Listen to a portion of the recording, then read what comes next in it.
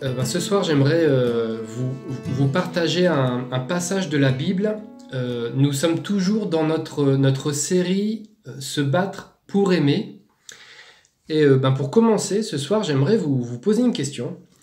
Imaginez que vous ayez un ami, donc c'est votre ami, mais vous réalisez qu'au fil du temps, cet ami se montre de moins en moins intéressé par vous, par ce que vous dites. Vous passez des moments avec cet ami, mais il parle que de lui et il vous écoute très peu, il s'intéresse peu à vous.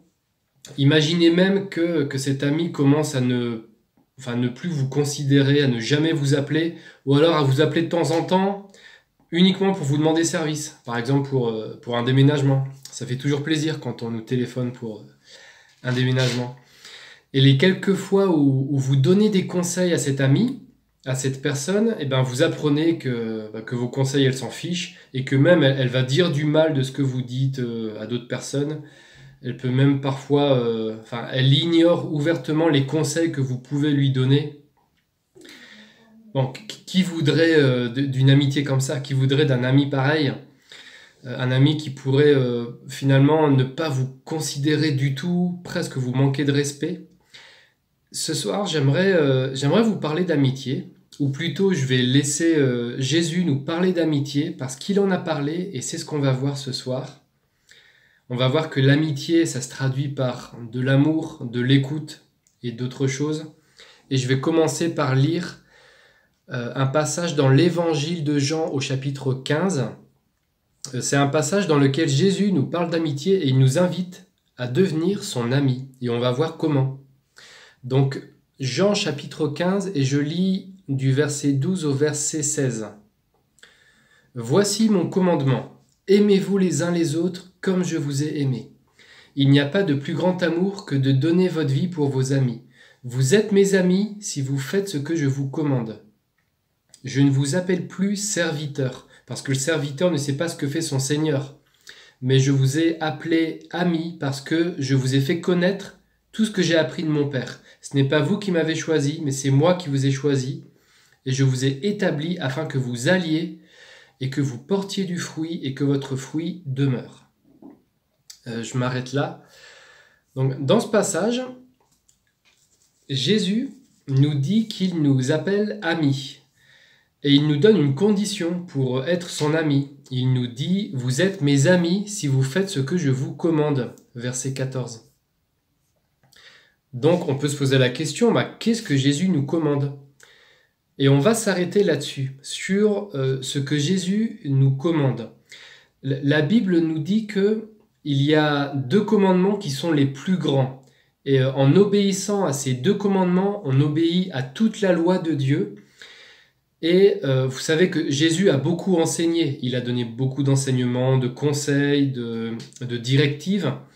Mais ces 2 commandements-là, qui sont les plus importants, ils répondent quasiment à tout ce que Jésus a pu enseigner. Et donc ces 2 commandements, il y a « aimez-vous les uns les autres », qu'on peut reformuler aussi « tu aimeras ton prochain comme toi-même ».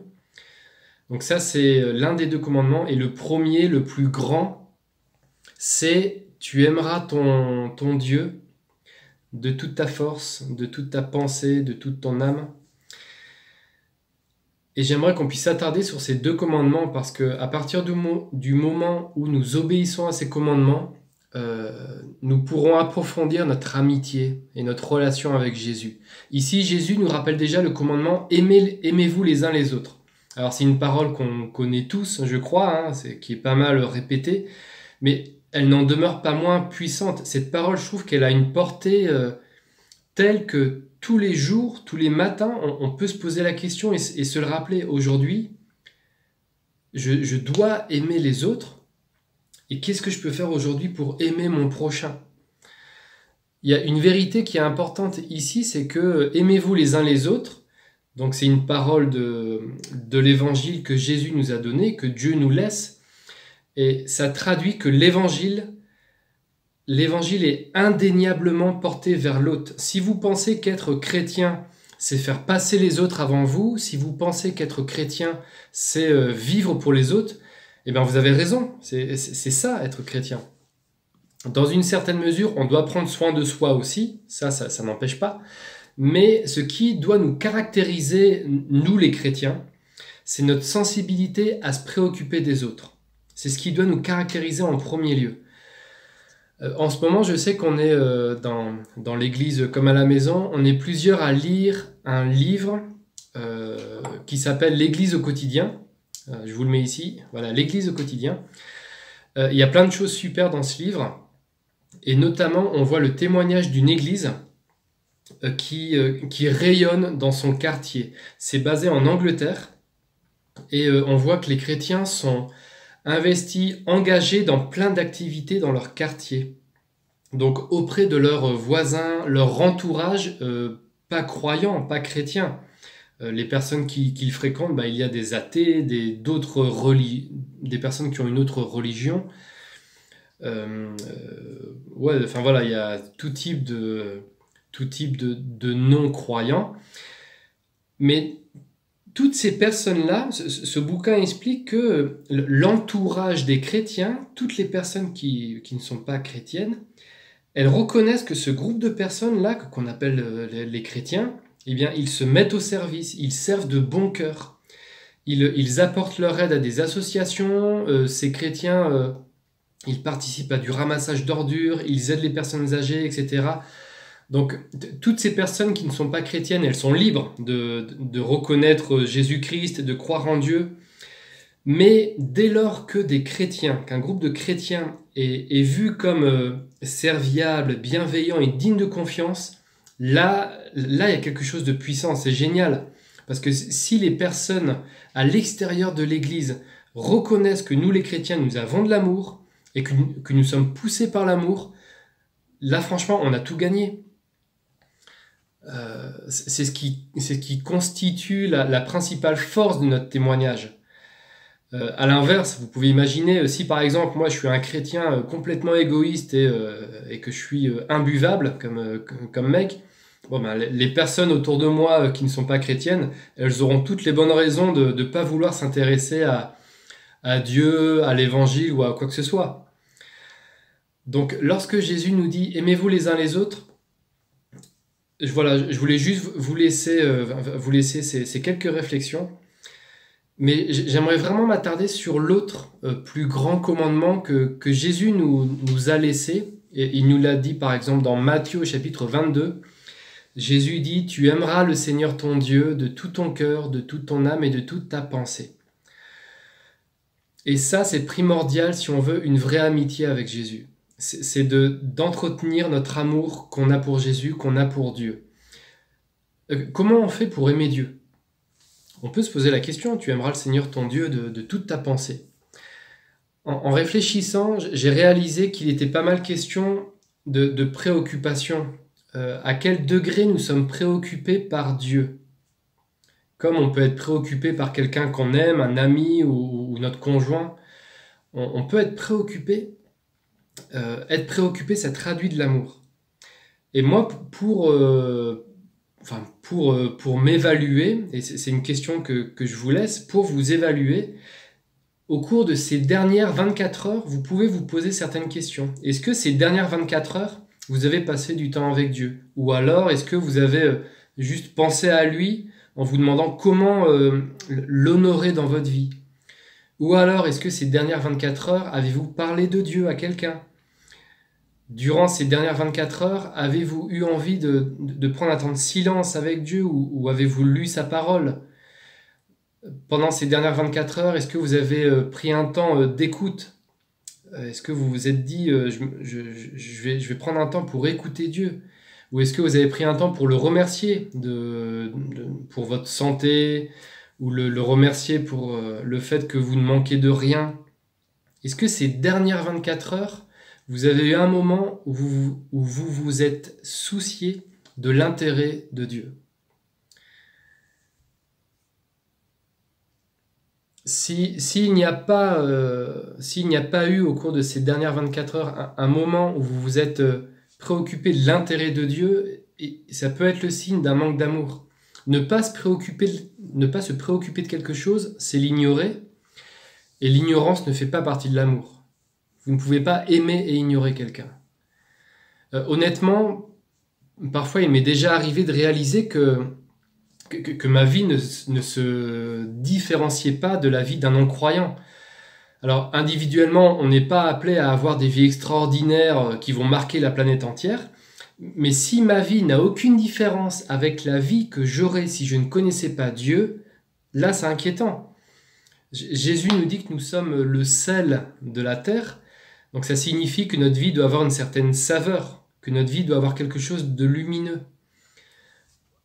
Personnellement, je ne sais pas vous, mais je ne veux pas d'une vie chrétienne terne ou morne ou sans saveur. Et par-dessus tout, je refuse d'avoir une vie d'excuses. Je refuse d'avoir des excuses. Est-ce qu'on est prêt à devenir ami de Dieu, ami de Jésus? Est-ce qu'on est prêt à obéir à ce que Jésus nous commande? Donc vous avez vu dans notre passage, Jésus nous parle d'amitié et il insiste là-dessus. Il a pris un moment pour nous expliquer, pour nous dire, je vous appelle plus serviteur, je vous appelle ami. Donc on peut partir du principe que tout ce que l'on aime faire avec un ami, c'est des choses que l'on peut vivre avec Jésus lui-même. Alors évidemment, Jésus, c'est aussi notre maître, Dieu est notre maître, et nous lui devons honneur, respect et révérence, mais Jésus nous explique que nous pouvons aussi, au même titre que Dieu est notre maître, on peut de la même manière cultiver une amitié. Et j'aimerais continuer en lisant le passage qu'il y a juste avant. Donc là, je vous ai lu dans Jean chapitre 15, je vous ai lu à partir du verset 12. Là, je vais reprendre à partir du verset 1 pour continuer. Donc je lis Jean 15, verset 1. C'est Jésus qui parle et il dit « C'est moi qui suis le vrai cep et mon Père est le vigneron. Tout sarment qui est en moi et qui ne porte pas de fruit, il l'enlève. Et tout sarment qui porte du fruit, il le taille afin qu'il porte encore plus de fruits.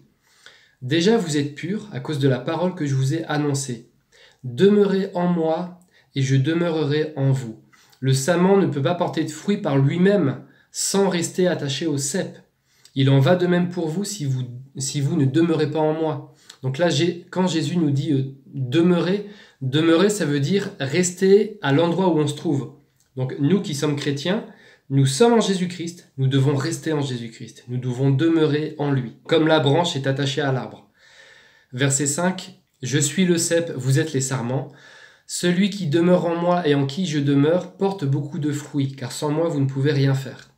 Si quelqu'un ne demeure pas en moi, il est jeté dehors comme le sarment et il sèche, on le ramasse et on le met au feu et il brûle. Si vous demeurez en moi et que mes paroles demeurent en vous, vous demanderez ce que vous voudrez et cela vous sera accordé. Ce qui manifeste la gloire de mon Père, c'est que vous portiez beaucoup de fruits. Vous serez alors vraiment mes disciples. » J'aimerais m'arrêter sur cette notion de fruit. Porter du fruit, qu'est-ce que ça veut dire ? Il y a une grosse partie de... En fait, porter du fruit, ça va répondre aux deux plus grands commandements. Aimez-vous les uns les autres dès lors que nous sommes portés vers l'autre, à travers notre amour, notre service, on porte du fruit, clairement. Et je voulais pas m'attarder un peu plus sur ce point, mais j'aimerais vraiment m'attarder toujours sur le premier commandement, tu aimeras ton Dieu de toute ton âme. Quand Jésus nous parle de porter du fruit, il y a un côté passif, parce que nous sommes une branche de l'arbre, et une branche qui est sur l'arbre, qu'est-ce qu'elle fait? Elle est passive, et elle reçoit la sève que lui donne l'arbre. Cette parabole que Jésus nous donne, donc une parabole c'est une comparaison, quand il dit que lui c'est le cep et que nous sommes les branches, cette parabole elle est géniale et je pourrais m'arrêter sur beaucoup de détails mais j'aurais pas le temps de le faire. Mais elle est vraiment pertinente cette parabole parce que je suis pas jardinier mais je me suis renseigné et il y a plein de détails qui sont très parlants dans cette image. Mais je veux juste m'arrêter sur les aspects importants et sur notre thème, se battre pour aimer. Jésus nous donne une logique. Nous sommes une branche, donc nous recevons ce que l'arbre nous donne. Il y a un côté passif, mais il y a un côté actif parce que contrairement à une vraie branche qui peut pas s'arracher et partir, nous, au contraire, nous pouvons refuser d'obéir à Dieu. Nous avons le libre arbitre. ce que je vous ai expliqué tout à l'heure sur comment aimer Dieu, c'est comme si le fluide que vous allez recevoir, dès lors que vous êtes devenu chrétien, vous recevez un fluide qui permet à votre foi de rester vivante. Et le côté passif signifie que vous allez recevoir des choses en vous qui vont vous changer et vous transformer. Porter du fruit, c'est un changement intérieur, c'est un changement personnel. Petit à petit, par son esprit, Dieu fait quelque chose en nous, il fait une œuvre de sorte à ce qu'on puisse se détacher du monde de plus en plus et s'attacher de plus en plus à Jésus-Christ. Si je suis la même personne aujourd'hui, si je suis la même personne que celle que j'étais quand je ne connaissais pas Dieu, ça veut dire que je ne me suis pas laissé travailler par l'Esprit de Dieu. Verset 2, il le taille afin qu'il porte encore plus de fruits. Lorsque vous avez une branche, il est important que la branche soit taillée. Et ça permet d'entretenir le fruit. Ça permet au fruit de mûrir. Lorsque le vigneron vient et émonde la branche, c'est-à-dire il la coupe, c'est-à-dire qu'il va couper ce qui ne va pas. Et c'est ce que Dieu fait avec nous. Dieu, dans notre vie, dans notre caractère, il va vouloir couper des choses qui ne vont pas. Le sarment qui porte du fruit, la branche qui porte du fruit, c'est l'image du chrétien qui porte du fruit et qui devient comme Jésus. Les branches, elles ont besoin d'être taillées, d'être nettoyées. Et tout comme un vigneron va se débarrasser des insectes, des champignons et d'autres maladies des fois qu'il peut y avoir sur les branches, je suis chrétien et je dois être purifié du monde qui s'attache à moi. C'est pour ça, cette image, elle est vraiment pertinente, cette image de la branche. Comme je vous l'ai dit, demeurer, c'est rester à l'endroit où on se trouve. Et notre position, elle est celle-là. Et on doit réaliser que nous sommes attachés à Christ. Et si Christ nous dit de demeurer là, c'est qu'on ne doit pas être ailleurs. Une autre signification de cette parabole, c'est que Jésus vit en nous. De la même manière que la branche qui est attachée à l'arbre, dans la branche, vous avez l'arbre qui vit. L'arbre est pleinement dans la branche. Et c'est pour ça que cette image, cette parabole, elle est vraiment pertinente. Jésus nous montre encore une fois qu'il vient vivre en nous. La Bible nous dit que nous sommes morts à notre propre nature. Nous qui sommes chrétiens, nous sommes morts et que Jésus est venu vivre en nous. Si je le formule personnellement, ça veut dire que Nathan est mort, mais que c'est Jésus qui vit dans le corps de Nathan. Vous pouvez appliquer cet exemple pour vous-même. Vous êtes mort à votre propre nature, à votre vieil homme, mais c'est Jésus qui vit en vous. Porter du fruit, c'est avant tout c'est avoir engagé ce processus et voir du changement chez nous. Et je veux revenir à mon introduction avec, je vous ai parlé de cet ami complètement antipathique. Personnellement, j'ai beaucoup été comme ça avec Dieu. Jésus souhaite une amitié et combien de fois j'ai pu ignorer Jésus finalement? Combien de fois j'ai pu faire appel à lui que pour lui demander quelque chose, mais sans entretenir une vraie relation d'amitié avec lui? Jésus souhaite une amitié avec chacun d'entre nous et on a très vite tendance à l'ignorer dans notre vie. Et je veux terminer par rapport à notre thème. Donc, notre thème en ce moment, c'est se battre pour aimer. Et ça sous-entend que pour aimer, il y a un combat et ce n'est pas évident. Voilà, je voulais terminer là-dessus en vous rappelant qu'évidemment, ce n'est pas facile. Je sais que ces dernières semaines, on a parlé d'aimer nos ennemis, on a parlé de la confession des péchés. On va bientôt parler du pardon, il me semble qu'on en a un peu parlé, mais ces choses-là, ça traduise l'amour qu'il y a en nous. Et ce sont des choses qui sont difficiles à faire. Il y a des choses difficiles à faire pour aimer, et c'est vrai qu'il faut se battre. Démontrer notre amour, être démonstratif, ça demande des efforts. Ça demande des moments pas si évidents que ça. À l'image d'ailleurs de Jésus, Jésus, pour nous montrer son amour, il s'est laissé tuer. Jésus souhaite être notre ami, et cette amitié s'entretient et produit des effets. Ce soir, je voulais vraiment insister sur finalement notre relation avec Dieu, sur ce plus grand commandement. Tu aimeras ton Dieu de toute ta force, de toute ton âme, de tout ton cœur, de toute ta pensée. Et j'aimerais vous laisser avec quelques questions pour pour vous inviter à continuer à méditer là-dessus. Première question, y a-t-il du changement dans mon caractère, ma personnalité, depuis le moment où j'ai rencontré Dieu? Et après, par rapport aux fruits, deux petites questions. Quels fruits aimerais-je produire ce mois-ci au niveau personnel? Et quels fruits aimerais-je produire cette semaine autour de moi? Et si on formule cette dernière question différemment, ça serait qui pourrais-je bénir? J'aimerais prier maintenant et après, je vous laisse avec ces questions. Vous pouvez prendre le temps de méditer.